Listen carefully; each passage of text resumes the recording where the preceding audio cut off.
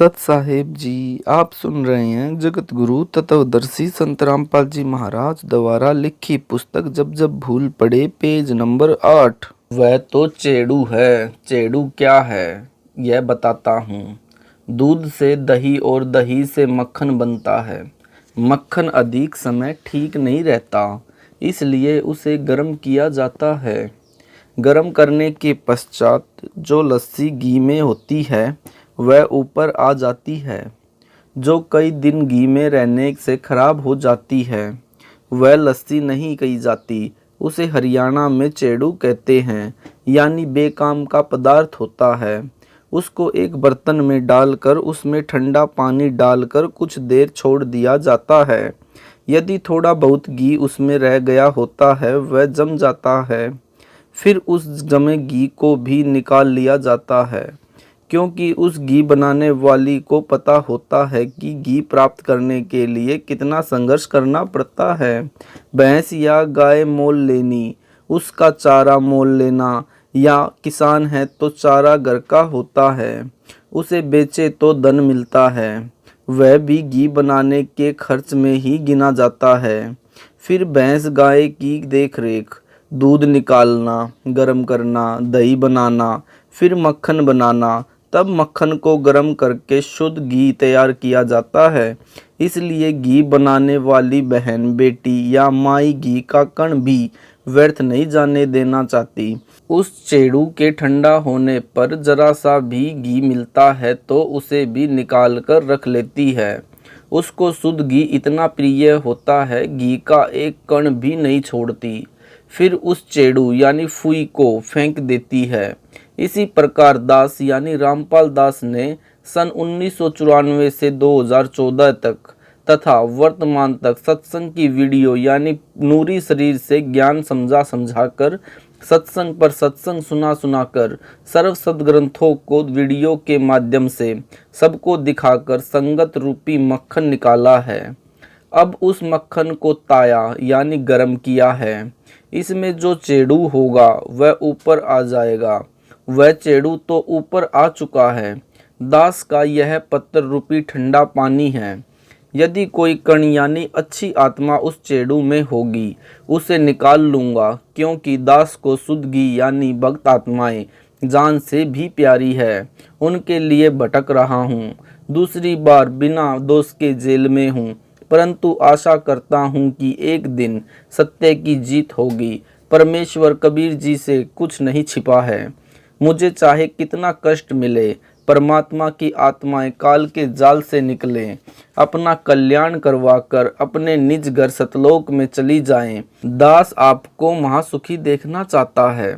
मुझे अपने कष्ट की कोई परवाह नहीं है, परंतु जो वन में बांस उपजा है इससे डर लग रहा है। गरीब दास जी ने कहा है कि संगत माही कुसंगत उपजे, जैसे वन में बांस आप घिस घिस आग लगाए, करे बनखंड का भी नाश। अर्थात जैसे वन में अन्य फलदार व कीमती लकड़ी वाले पेड़ों के साथ साथ बांस भी उग जाता है।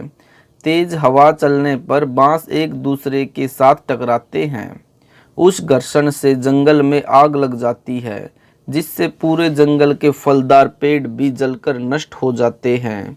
यह संजय साकर तथा पवन यानी जयपुर वाला वही कुसंगत उपजी है। कुछ संगत के भक्त भी इनके साथ लगे थे। जब दास को पता चला कि संजय व पवन नाम के दो जालिम संगत में आग लगा रहे हैं, तब सब संगत को आदेश दिया कि इनका साथ छोड़ दो। जिन भक्तों को मैंने जिम्मेदारी दे रखी है उनकी बातें मानो। दान के सब पैसों का हिसाब दास के पास आता है। एक पैसा भी गलत प्रयोग नहीं हो रहा। कमेटी वालों ने सब हिसाब बनाकर संगत के पुराने भक्तों को दिखाया।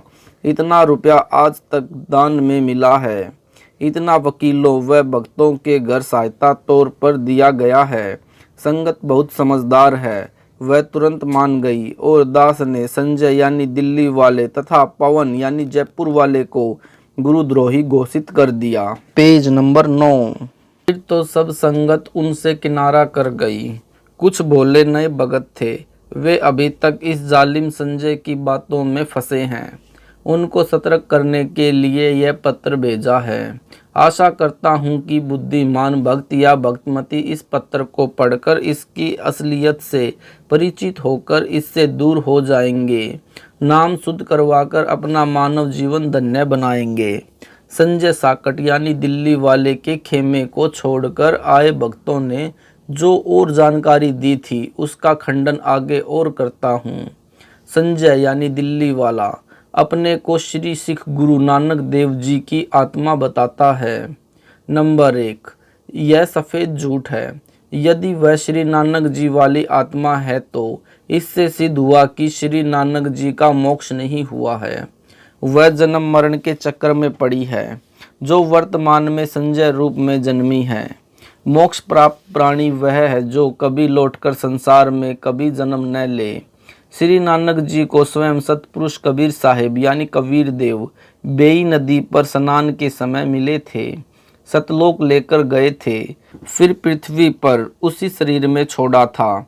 उसके बाद उन्होंने बताया था कि कबीर धानक यानी जुलाहा सतपुरुष है, करतार यानी सबका सृजनहार यानी उत्पत्ति करता है। यदि श्री नानक जी परमात्मा से दीक्षा लेकर पार नहीं हुए तो क्या यह गुरुद्रोही बनकर पार हो जाएगा? कभी नहीं। संजय यानी दिल्ली वाला अपने को श्री नानक देव यानी सिख धर्म के प्रवर्तक वाली आत्मा बताता है और इसको मूल ज्ञान गुप्त ज्ञान है तो मेरे पास टिंडे लेने आया था। पहले ही अपना पंथ चला लेता। कोरी झूठ बकना इसका मकसद है। भोले भक्तों को भ्रमित करके गुरु स्वयं ही बना है। प्रेत योनि में जाएगा। जो परमात्मा कबीर जी ने अध्यात्म ज्ञान श्री नानक जी को बताया था वह सिखों के गुरु ग्रंथ साहिब में अंकित है। वही ज्ञान दास यानी रामपाल दास बता रहा है। श्री नानक वाली आत्मा इससे भिन्न ज्ञान कौन सा बताएगी? इससे भिन्न जो भी ज्ञान है वह अज्ञान है। काल के दूत की पहचान। जिस समय जोगजीत रूप में आए परमेश्वर कबीर जी से काल ज्योति निरंजन ने विवाद किया था, तब काल ने कहा था कि आप एक सच्चा कबीर पंथ चलाओगे, उससे पहले मैं 12 पंथ चलाऊंगा। 12 अपने यानी काल दूत भेजूंगा जो सत्संग में तो तेरी वाणी यानी साखियां शब्दों चौपाई आदि बोलेंगे, परंतु उनका अर्थ गलत बनाकर सारी जनता को गुमराह करेंगे। उन 12 पंथों के पश्चात और अनेकों पंथ अपने दूत भेजकर चलाऊंगा, सब जीवों को भरमाऊंगा। उन काल के चलाए पंथों के गुरुजन वर्तमान तक कबीर जी की वाणियों का गलत अर्थ करके जनता को भ्रमित कर रहे हैं। संजय यानी दिल्ली वाला भी यही कर रहा है।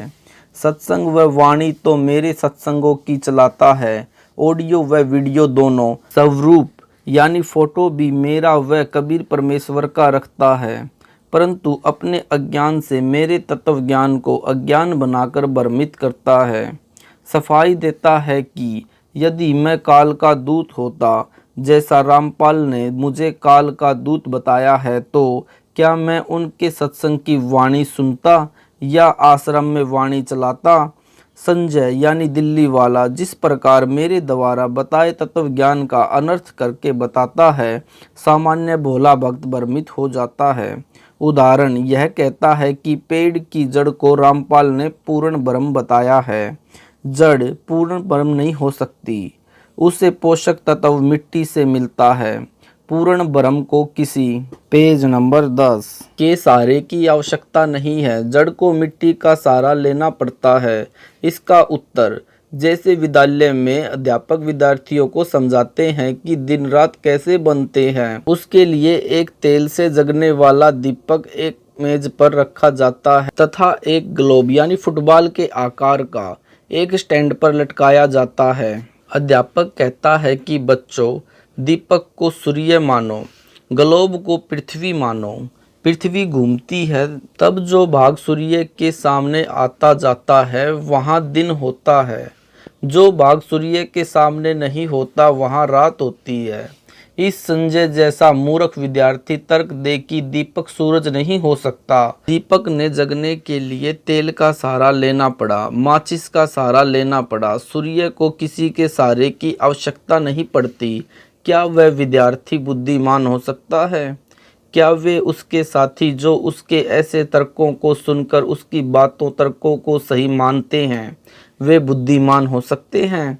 दोनों मूर्ख हैं। यह तो एक उदाहरण है। ऐसा तर्क देना ही मूर्खता का परिचय देता है। ऐसे ही गीता अध्याय 15 के श्लोक नंबर 1 से 4 तथा 16-17 में वृक्ष का उदाहरण देकर सृष्टि की व समर्थ परमेश्वर तथा सब देवताओं की स्थिति समझाई है। पाठकों, आप इसका खंडन इसी पत्र में विस्तार पूर्वक आगे भी किया है, कृपया वहां पढ़ें। पता चलेगा यह कितना विद्वान है और कितनी बकवास बकता है। भक्तों को विचार करना चाहिए कि जब गुरु जी ने गुरुद्रोही घोषित कर दिया तो वह कुछ भी सफाई देता रहे, नहीं मानना चाहिए। यदि वह सच्चा सुच्चा होता तो दास यानी रामपाल दास उसे क्यों दिल से उतारता, क्यों उसे गुरुद्रोही घोषित करता? माली का पौधा खराब हो जाए तो उसे जड़ से उखाड़ कर फेंक देता है, परंतु उसे कष्ट बहुत होता है, परंतु और कोई विकल्प नहीं बचा था। सब दवाई व खाद डाला, परंतु व्यर्थ रहा। जैसे सेब विक्रेता की टोकरी में भरी सेबों में से एक सेब दागी हो जाती है तो वह उसे निकाल कर कूड़े में डाल देता है। उस खराब सेब को सूअर खाते हैं। कितना पौष्टिक तथा महंगा फल सेब था। सेब विक्रेता को दुख बहुत हुआ सेब खराब होने का तथा फेंकने का। यदि नहीं फेंकता तो अन्य सेबों को भी वह गंदी सेब गंदा कर देती। संजय यानी दिल्ली वाले के अपलक्षण हद से ज्यादा देखकर इसे संगत यानी टोकरी से निकाल कर फेंका। इसने एक पवन नाम के भक्त को भी खराब किया जो जयपुर का रहने वाला है। इन दोनों को टोकरी से निकालकर फेंकना पड़ा। दास को दुख तो बहुत हुआ, परंतु विवश होकर यह कदम उठाना पड़ा। कबीर गुरु के दिल से उतरे वह नाम बिहुना होए, जाकू काल घसीट ही राख सके ना कोय। मानुष जन्म पाए कर खोवे, गुरु विमुखा जुग जुग रोवे। गुरु से करे कपट चतुराई, सो हंसा भव भ्रम में आई। गुरु से कपट शिष्य जो राखे, यम राजा के मुगदर चाखे। संजय साकट कहता है कि रामपाल तो सतगुरु है, वह न संत है न भक्त है न दास है। मैं दास भक्त संत हूँ। सारी संगत रामपाल को भगवान यानी साहिब मानती है। रामपाल सतगुरु है, भक्त दास संत नहीं है। रामपाल ने 13वें पंथ के विषय में बताया है कि 13वें पंथ से सब अंधियारा हटेगा, वह संत भक्त दास होगा। मैं यानी संजय ही वह संत भक्त व दास हूँ। रामपाल तो सतगुरु है। उदाहरण देता है वाणी से, सतगुरु साहिब एक शरीरा। सतगुरु और साहिब यानी भगवान तो एक है। सारी संगत रामपाल को भगवान यानी साहिब मानती है, इसलिए साहिब और सतगुरु एक है। इसलिए रामपाल सतगुरु सिद्ध हुआ। अंधेरा तो भक्त दास संत से हटेगा तथा सबका कल्याण होगा। वह मैं यानी संजय हूँ। रामपाल को तो संगत भगवान यानी साहिब मानती है। फिर यह भी कहता है कि रामपाल भगवान नहीं हो सकता, इसने माँ से जन्म लिया है। और यह भी कहता है रामपाल साहिब यानी भगवान है।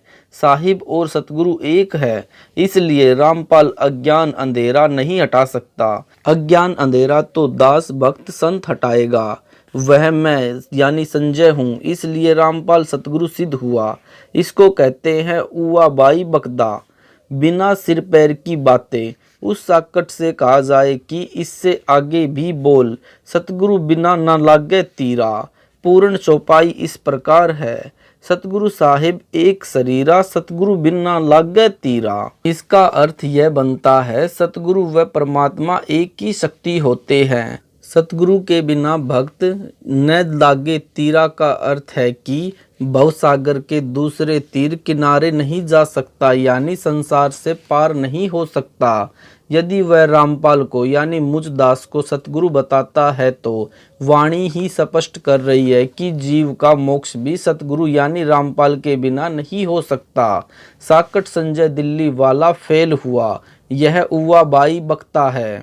नंबर 2, संजय गुरुद्रोही कहता है कि जो असुर निकंदन रमैणी में संत गरीबदास जी ने कहा है कि सतगुरु दिल्ली मंडल आईसी वह मेरे यानी संजय के लिए कहा, क्योंकि मैं दिल्ली से आया हूँ, इसलिए 13वां पंथ मैं ही चलाऊंगा, सब अंधेरा हटाऊंगा, सबका कल्याण करूंगा। विवेचन, संजय यानी दिल्ली वाला तो अपने को संत, दास तथा भक्त कहता है, सतगुरु रामपाल को मेरे को कहता है। इससे भी सिद्ध हुआ कि असुर निकंदन रमैणी में संजय के लिए नहीं कहा है, क्योंकि वह तो अपने को दास भक्त बताता है, सतगुरु मुझे यानी रामपाल दास को बताता है। वाणी में तो वह सतगुरु कहा है जो दिल्ली मंडल में आएगा।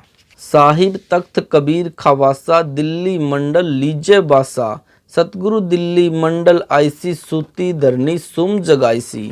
अर्थात कबीर साहिब यानी सतपुरुष के तख्त सिंहासन के पास रहने वाला उनके सतलोक दरबार का खवास नौकर यानी दास दिल्ली मंडल यानी दिल्ली के आसपास निवास करेगा यानी जन्म लेगा। रमैणी में दिल्ली नगर नहीं कहा है। साकट गुरुद्रोही संजय तो दिल्ली नगर में जन्मा है। वाणी में दिल्ली मंडल यानी मंडल का अर्थ है दिल्ली नगर के आसपास का कुछ क्षेत्र कहा है, जैसे वर्तमान में एनसीआर बनाया है। यह सब दिल्ली मंडल है, दिल्ली भिन्न राज्य है। वाणी में फिर कहा है कि वही सतलोक में कबीर साहिब का खवास यानी दास नौकर दिल्ली मंडल में सतगुरु बनकर आएगा और यानी सुम कंजूस लोगों को तत्व ज्ञान से जगाएगा, भक्ति दान सेवा करवाएगा। असुर निकंदन रमैणी की वाणी में तो स्पष्ट कहा है कि सतगुरु से जीव का कल्याण होगा। सत साहिब जी, वीडियो अच्छा लगा तो लाइक करें, शेयर करें, कमेंट करें और हमारे चैनल को सब्सक्राइब करना ना भूलें। सत साहिब जी।